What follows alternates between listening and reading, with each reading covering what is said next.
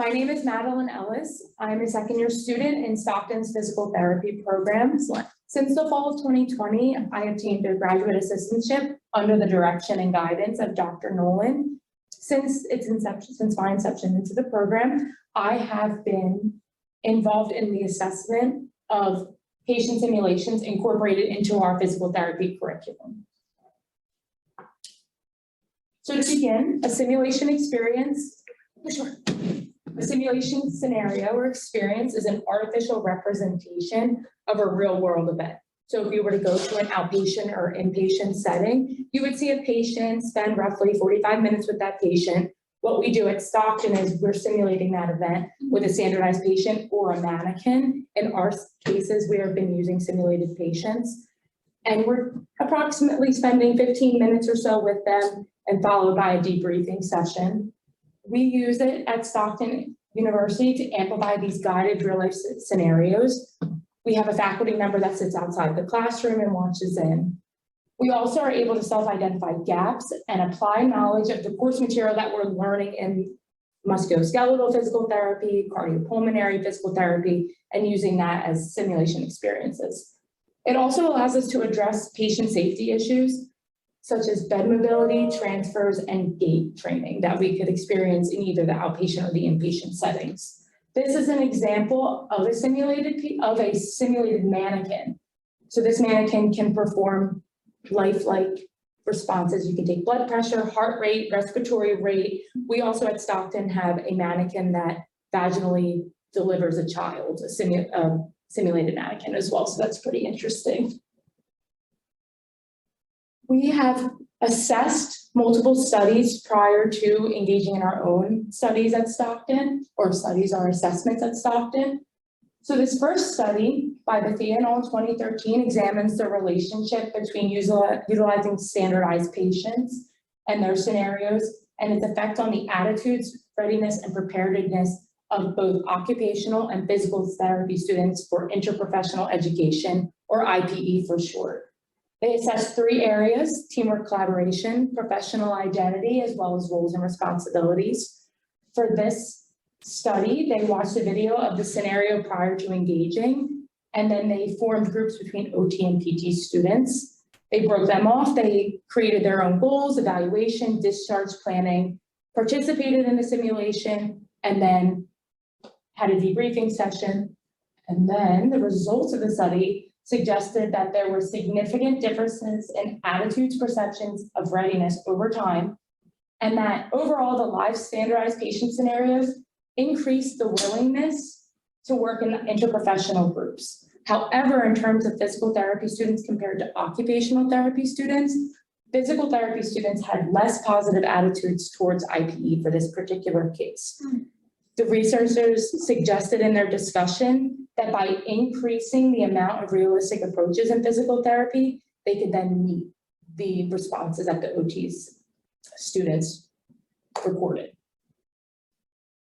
Another study that was conducted evaluated the transferability of tasks from the simulated scenario to the real-life clinical setting of the students, as well as the effectiveness of simulated scenarios on enhancing knowledge and interprofessional skills for going into that clinical setting. The procedure included online pre-test and post-test surveys, and they played the roles of both the physiotherapist as well as the patient over a 9-week period. After each session, they did participate in a debriefing session with the students and the faculty facilitator. The results of this study suggested that the majority of students reported enhanced communication as well as enhanced clinical reasoning skills, and they felt better prepared for future clinical experiences for their curriculum. However, there were some criticisms highlighted by the students. They criticized that the length of this study, being 9 weeks, contributed to self-perceived confidence as less due to that length. As well, the students were unable to mask who they were to each other since they were in the same course. So it jeopardizes the authenticity because they knew who the person was that was acting, and they might have had a previous relationship with them in class. Another study that was conducted in 2019 evaluated the authenticity and realness of health-related simulation-based learning for 2 different disciplines: physical therapy students, as well as theater arts students, both within the same institution.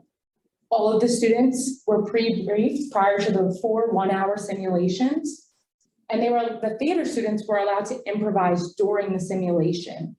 So by doing that, they were able to bring in their own learning that they're learning in their course material and enhance that. The facilitator also observed on the outside, and all of the students were debriefed and given a post-simulation survey after the simulation experience.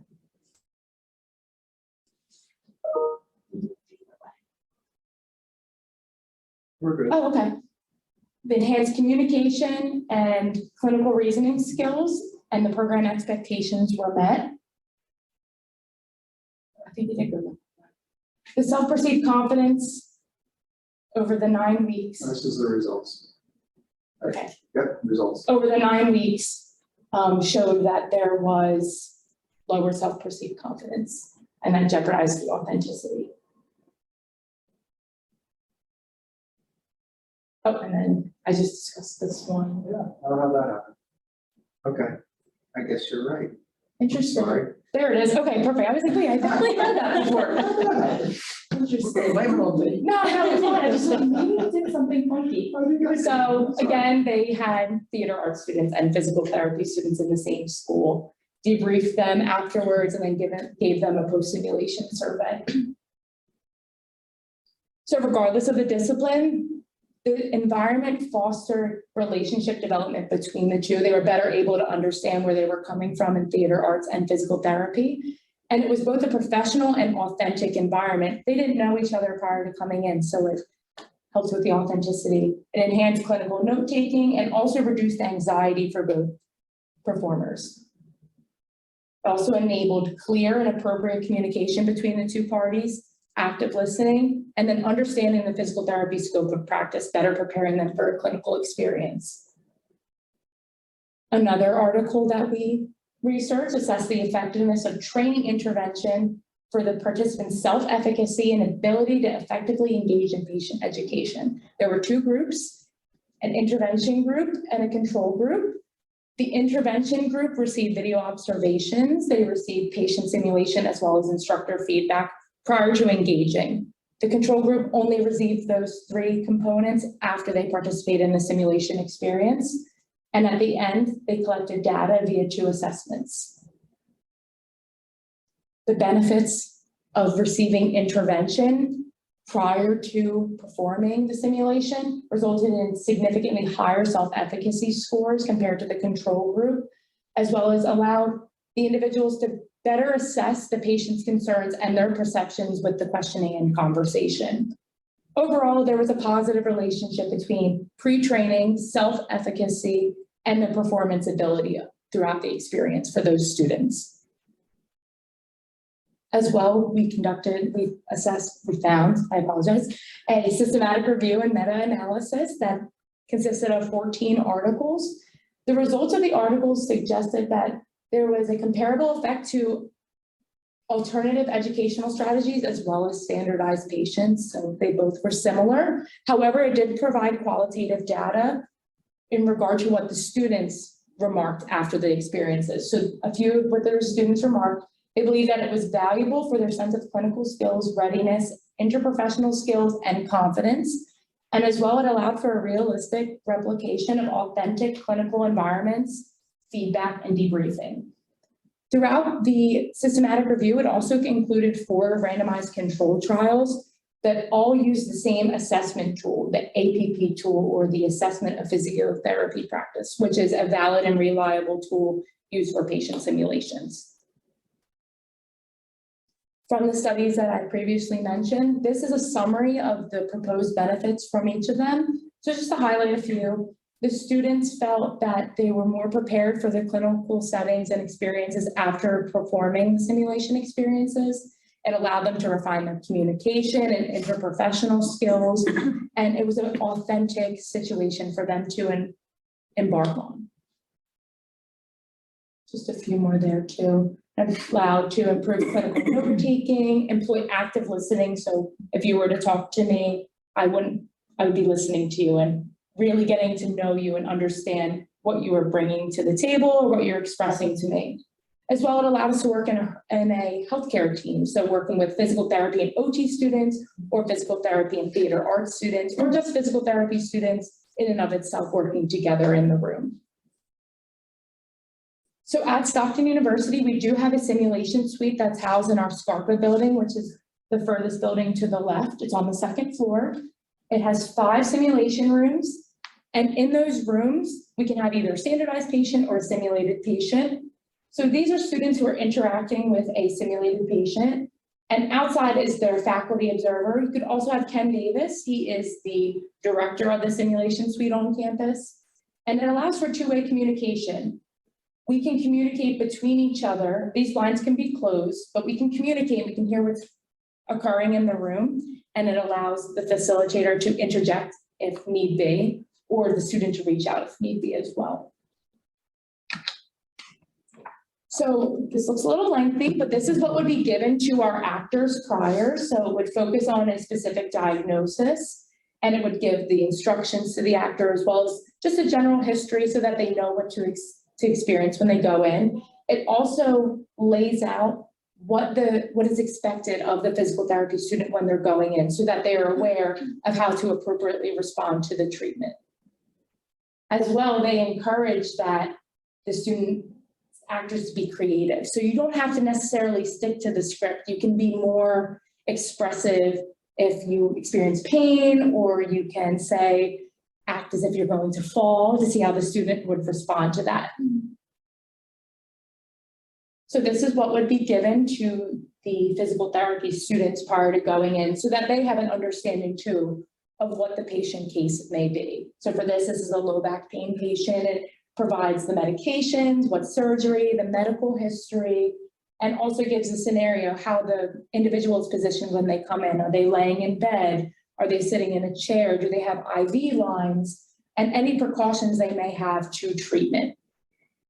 Again, I said that it was roughly 15 minutes. They vary from time to time. I would say it's probably 15 minutes to 20 minutes, followed by a 5-minute debriefing session with the students who were involved and the faculty facilitator. Okay. This is an example of a student a few years ago who provided consent to have his picture taken. This is a situation where they're taking a girth measurement, so looking at the volume of the knee in comparison to the other. And this would be something that would be expected if you were to walk into a room, someone post ACL repair, post meniscal repair. This is just an example of an expected outcome. This is what we use at Stockton as our feedback survey. So this is given after the simulation experience. It uses a Likert-based scale that asks a series of 6 questions, 1 being strongly disagree, 5 being strongly agree. This is an anonymous survey. The facilitator doesn't know who responds to what question. As well, it includes areas for further explanation of your experience.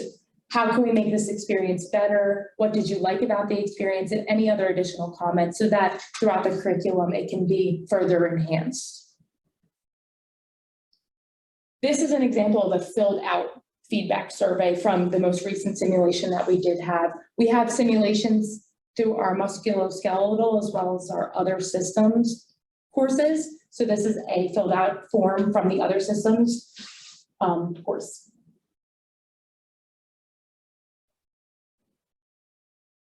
This is the overall summary from our assessments that we have had on Stockton's campus. So from that previous form, there was agree and strongly agree. These are what we found were to be strongly agree or agreed, learning about the patient history, the interview and the exam for a multitude of diagnoses, learning about how to treat a post-op exam and treatment, allowing the student to apply skills needed to be a PT. And they also noted that the simulation was well organized, being that it was 15 to 20 minutes and allowing for a 5-minute debriefing session as well. Other reported benefits that were provided in the section where they were allowed to write out their responses, they believe that it allowed them to navigate challenges in real time. During our course material, we learned about all the diagnoses and how to conduct an exam. And we have that knowledge and that skill set, but then being able to go into the simulation experience and then apply them there has been found to be beneficial, as reported by the students on our campus. As well, the students here appreciated the immediate feedback, being that 5-minute debriefing session at the end. And they also found that it was beneficial that it was a low-stake application. To pass or fail, they're looking at creating more for that because of this reason as well, being at low stakes. There were also student future suggestions that they provided too. Some of them are a little contradictory that I found on their surveys. So one of them being they wanted previous exposure to the room layout and equipment, just so that when they walk in, they have an idea of how the room is laid out, because some people have never been in a simulation suite before, so that would be beneficial to them. However, some people didn't want to have any prior knowledge going into it, to emulate a more realistic situation that could happen in, say, an acute care setting. You might get the chart that morning and have to go see the patient 10 minutes later. So that was how some people remarked that as well. And as I agreed to, since I participated, I would like more time, because it seems that time just goes really fast while you're in there, and as well as more feedback from not just the professor, but from the actor as well. I believe in their courses or through Ken, they do fill out a survey, but it would be nice to hear from them just to see if there was immediate, like, I didn't feel comfortable with how you palpated that, or I didn't feel comfortable lifting me out of bed. That would be something that would be beneficial to the students. And then again, more opportunities provided. We do have them throughout our musculoskeletal curriculum as well as other systems. But I know that from my experiences and from the remarks of students in my class, they reported that they would like 1 per musculoskeletal course or even 1 per module. The way our courses are designed, so we have 4 musculoskeletal courses, and for each of those courses, there's 2 modules. So they suggested that instead of 4, we do 8, which can improve their ability and their confidence going into their clinical experience in the upcoming semesters. And these are references from the articles as well as from Stockton's simulation suite.